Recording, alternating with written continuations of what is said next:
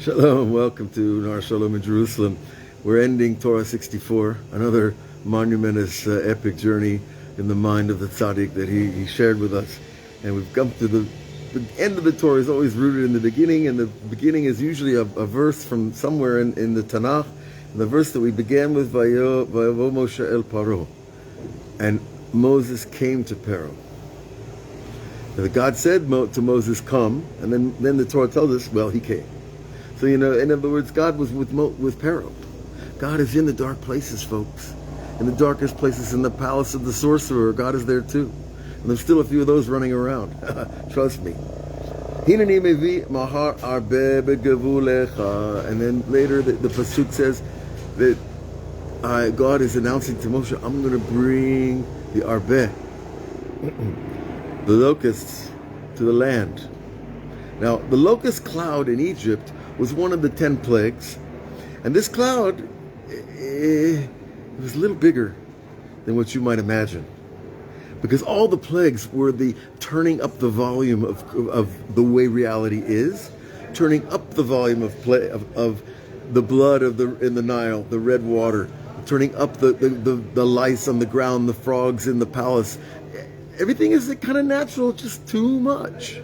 Ribui or. Too much light is a destructive force. And we know this in spiritual pursuit, we know this in learning, we know this in Kabbalah, we know this in all mitzvot. Too much is dangerous. Okay, but so God is announcing to Moses, I'm going to bring the locust, but the locust cloud, the largest, we had one a few years ago down in Egypt, 20 kilometers long. 20 kilometers. That's like, 16 miles? Length, a cloud of locusts.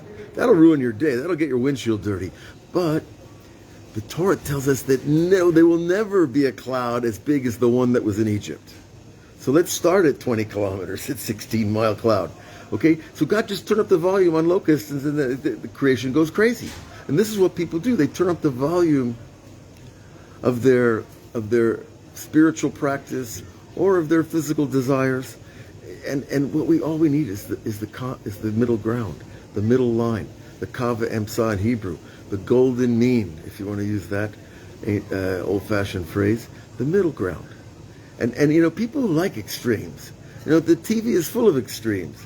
Every video is going to show you something that's extreme because that makes you laugh or cry or scream or whatever it is. But the way we want to go through life is with inner peace.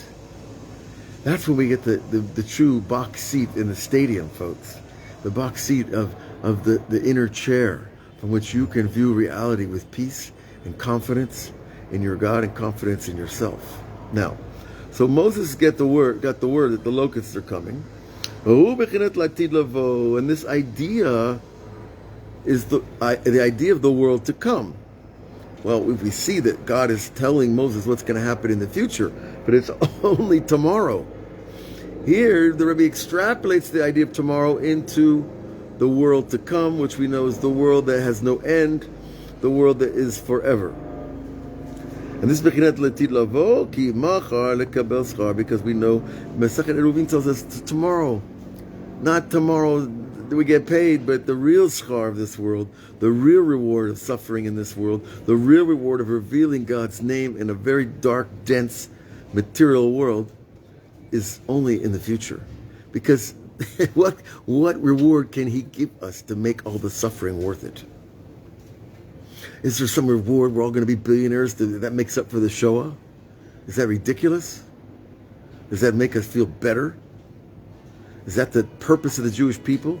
To get some here and now, this world reward? No. The real reward is something we cannot imagine. It's a transformation of the human being. It's a transformation where we won't even need to eat or sleep or drink at a certain point in the evolution. Now, in the Kabbalah, the 6,000 years of creation are not the end of the story. It's the beginning of a new story. The 7,000 years, the millennium of the Messiah and the transformation. Then there's the 8th, the 9th, and the 10th. You see, the human beings are going to go to a level way beyond the angels. Because angels are limited. Believe it or not, they're limited. Because they can't see anything above themselves except what they're granted. So they're limited like that. Also, like we are now here in our bodies, we're also limited. But that's not going to be forever. Because we're made in God's image. That means eventually we're going to be able to see with His eyes, hear with His ears, and understand with divine wisdom everything that's happened for all these years. And we're going to see all the perfection and how it's all going to turn to good. Now, and he brings a verse also that supports this idea about tomorrow is for the reward of forever. Ve'anta bi tzidkati. Right? You answered me my righteousness b'yom mahar. That you answer in other words, I will get my answer in the future, and I'm okay, God. I trust you. You always pay. You always give what more than we deserve and more than we even know exists when the day of reward comes. And this is the aspect, the idea of receiving the reward of the world to come. And don't let anybody ever tell you there's no reward for anybody but Jews. That's not true at all. There's reward for every single person on this planet who does one good deed more than the bad deeds. Every single person that comes back to Hashem at the last minute of life has a reward. And that is exactly the way it's supposed to be because God is fair.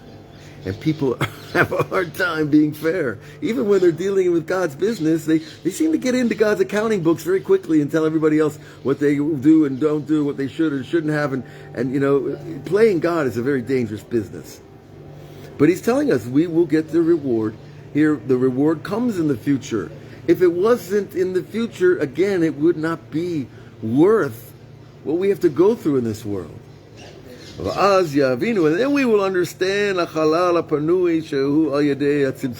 we will understand how God made Himself that empty space where He extracted Himself from Himself to make a place for us. We will understand that root where all the darkness came from, and all the lies, and all the fake news. And you know, the worst fake news is the fake news of humanity's rendition of who God is. That's the worst story. The fake news that God is this mean, stern judge sitting on a dark mountain judging everybody. No, that's not true. That's fake news. God is not that. But that's what they used to instill fear in humanity for a couple thousand or more years. It's possible, but there is godliness even in the space where God makes Himself empty. And even though we said it's empty, we say it's not empty. And we already learned earlier in this lesson. Go back to it, hear it again if you have to. But remember, our divinity is the ability to embrace the contradiction of saying that God is and He isn't. He's there and He's not there. Rabbi Nachman said earlier in the Torah, we learned 2 Torahs ago in 62, that God is in the in the light that surrounds us and that which fills us. Now the light, remember in Kabbalah, light is not light from the sun or the moon or anywhere else. The light is desire itself, ratzon, the desire to be you, the desire for your life, desire for your family, the desire for your breakfast. Everything is measured in desire. And that's why you see the people that are going in the wrong direction on the highway, they lose their desire for everything. And it's really sad to watch. And that's what depression is. No desire. I don't even like what I have. And there are people that have a lot of blessing. People flying around in their own planes, and they're still not happy. Where does that go? But the ikar, of receiving the world to come, is the reward of understand. One of the rewards is the understanding and the embracing the contradiction and knowing how God does what He does is beyond our understanding. How can you be in all places at once? How can you be backwards and forwards in time and in present at once? How can you know the future of a soul before it even is born? These things are mind-blowing. But in the future, we'll have access to that information. And that will make us more and more godly. Again, the future reward is the main one. Shiasigu hasagot, that we will have comprehension of everything that's happened. V'yavinu ma shaya ifshar la'avin b'olam hazeh, and we'll understand things that was impossible to understand here. Things like the Holocaust, things like the flood, things like, the snake raping Chava in the garden.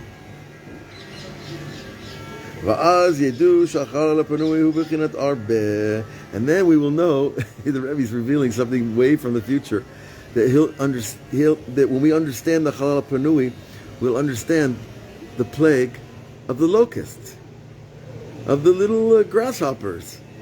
What's the connection between that dark cloud of grasshoppers and the original dark emptiness of the beginning? This is Mabahu Kamsa de Levushe Ube, and he tells us a wonderful secret from the Midrash Rabbah. And this is something you could make a nice poster for your kid. That the rabbis compare Hashem and the world, the Creator and His creation, as like a turtle. He is the creator of his own shell. He's Minei Ube. He's from it and in it. Like a turtle. Turtle has his shell. He lives in his shell. But he's not really shell. The shell is part of him. And God is part of creation, and He's creating it at the same time. And when you understand that cyclical relationship, like the turtle likes his shell. He's very vulnerable. That shell. He's very vulnerable without that shell. But when you understand that He's creating it at the same time that He's living in it, you also understand the ancient image of the snake eating its tail. The snake becomes the nourishment of his own existence. Right? And this is one of the secrets of how creation operates. And by the way, Nikola Tesla postulated these ideas, and Wilhelm Reich tried to make a machine that would work off the background energy of the universe. You can check these videos out online if you're interested. These people that were already, because of their advanced science, had come to the gateways of these Kabbalistic ideas naturally. See, truth is truth wherever you go, whether you find it in physics, or you find it in astronomy, or you find it in the books of the Arizal and Rabbi Shimon Bar Yochai. Truth is still truth however you get there. And as a Jew who chose the path of Torah, the path of these great people that came and revealed these books, it's a nice thing to see that we're all meeting in the center. Okay? Because that's where the redemption is. And part of the redemption is gathering the good sparks from all over the world, from every human being that has good in him that wants to come back. Now, so still we haven't learned, what does that have to do with the locust? But what is this turtle who lives in his shell and is from his shell and creates his shell? What does that do with the locust? Let's see. Levush. Well, the first idea is the levush, the word for garment. The shell is obviously the turtle's garment. And what do we say about this world? The entire world is God's garment. And this is the contraction. See, it's God's light, but He contracts it so far that it either disappears, as if it disappears, but it's still there. And so Rabbi Nachman says that the empty space is the line, the thin line between the filling and the surrounding. See, we live in that psychic friction between the outer light and the inner light. And that little thin line is this entire physical world. Between those two, the great light that surrounds and the inner light that fills. And that's where the garment is. That's where the levush is. And this halal panui creates the concept of garments. Okay? The garments weren't even made yet. But the idea of the separation between the creator and the created created the space for the garment to occur.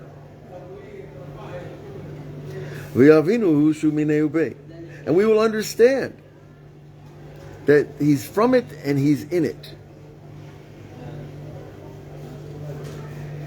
Sheba emet yesham elokut, that there is God in that empty space. And nonetheless, it is still the idea of garment, which is the contraction.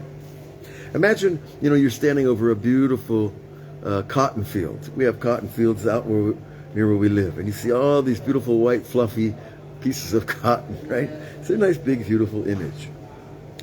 Contract that whole image into a new sweater. That's a kind of a jump in imagination, right? It's got to go through a few stages. The picking, the sorting, the taking the cotton seeds out, the weaving, the spinning, the soaking, until you finally get that sweater.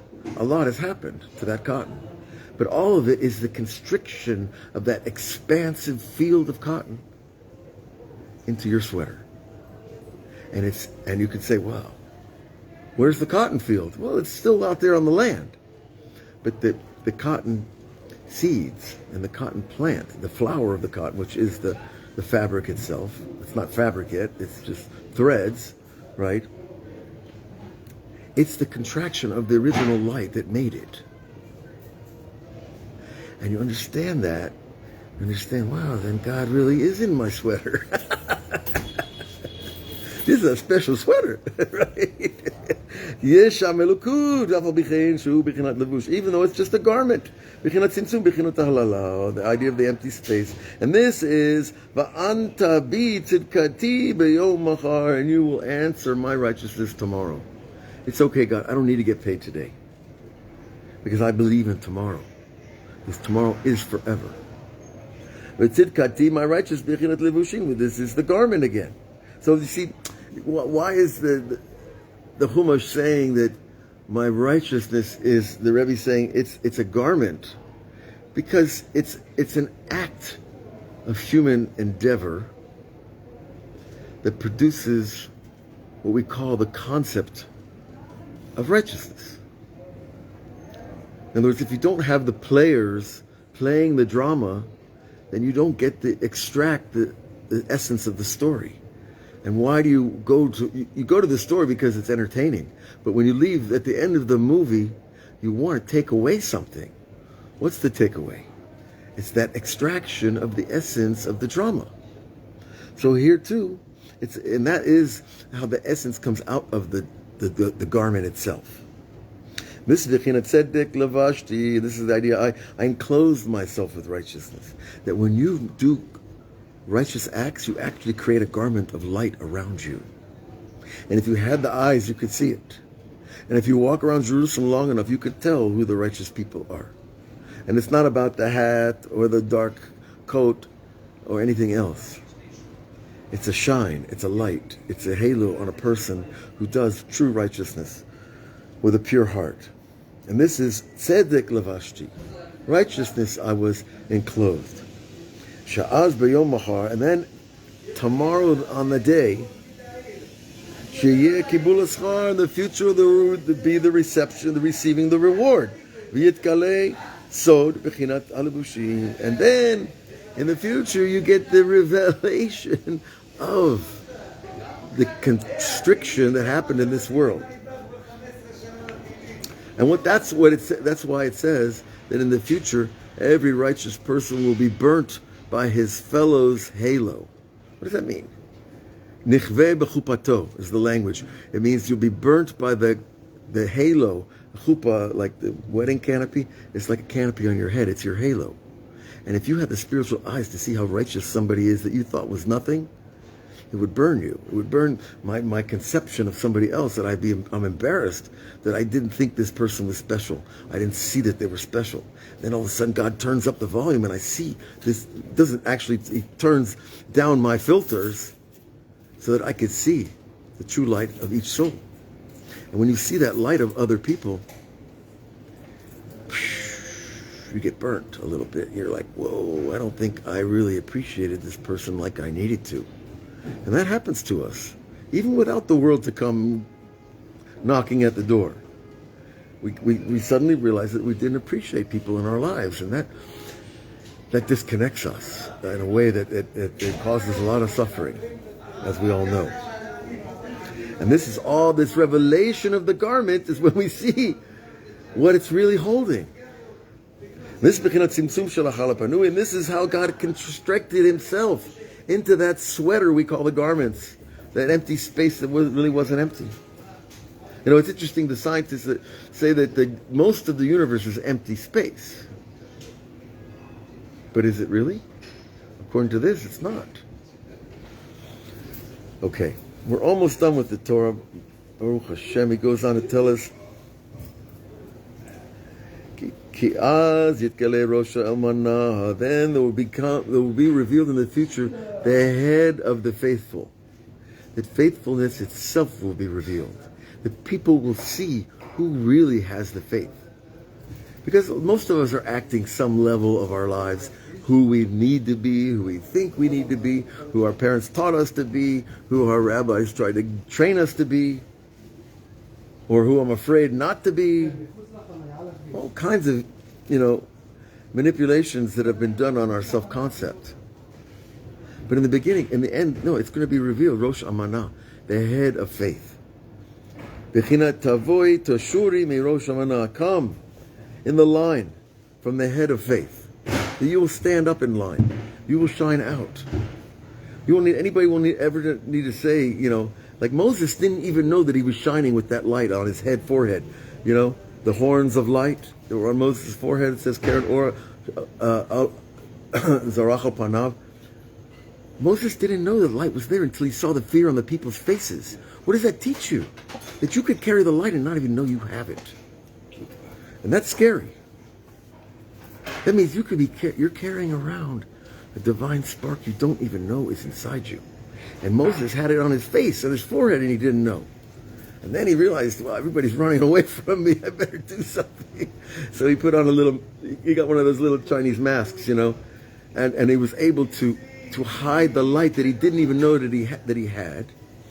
And then slowly it was revealed to him, Moshe, you're a humble guy, but you have a special job. People need to see that light. People need to because that light gives them the light. And that your light makes them shine. And anybody who ever saw the Lubavitch Rebbe or other great Rebbes can testify to that. That when I walked in the Rebbe's room, it was like somebody turned the electricity way up high. The whole room was lit, but it wasn't physical light. And this is the idea of the upper song of the head of faith. Right? Because remember earlier in the Torah we learned that the song of the holy, not words, it's prelingual. It's the tune, the melody of the holy has the power to lift us out of that lowest level of atheism, that denial of Hashem's presence. And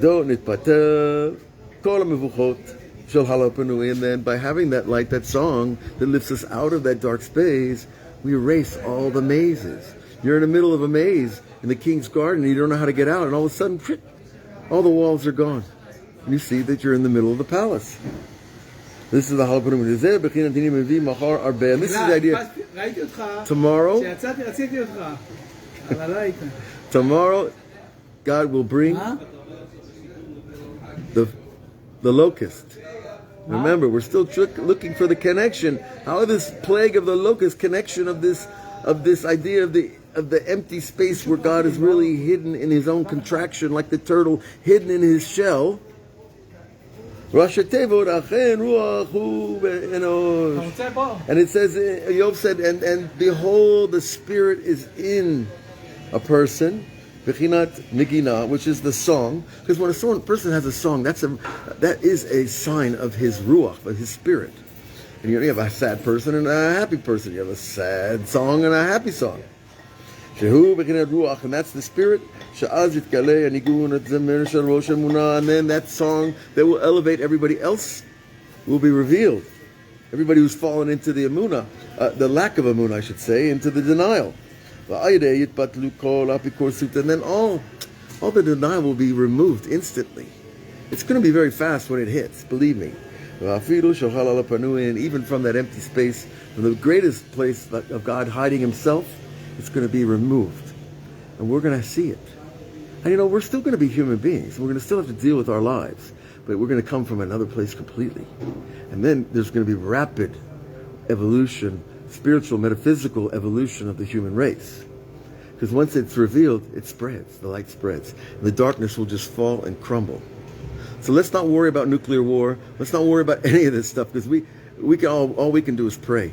But we have something to pray about. We have something to pray to. And God is invested in our success, because His success is our success, and our success is His success. And that's what it means to carry His name. The Jewish people have to succeed, because God's name is on us and in us and around us. And when the nations see that, they're going to join the success. And it's going to be a big carnival, folks. God bless you all. We'll see you again tomorrow. Tomorrow we have a new Torah. I should say, Baruch Adonai Le'olam Amen V'Amen. We finished Torah Samech Dalet. Tomorrow we have Yomer Boaz El Ruth. And Boaz said to Ruth, Halo Shamat Bito. Behold, my daughter, have you heard? So we're going to learn some interesting secrets about this as well. God bless you all. We'll see you again.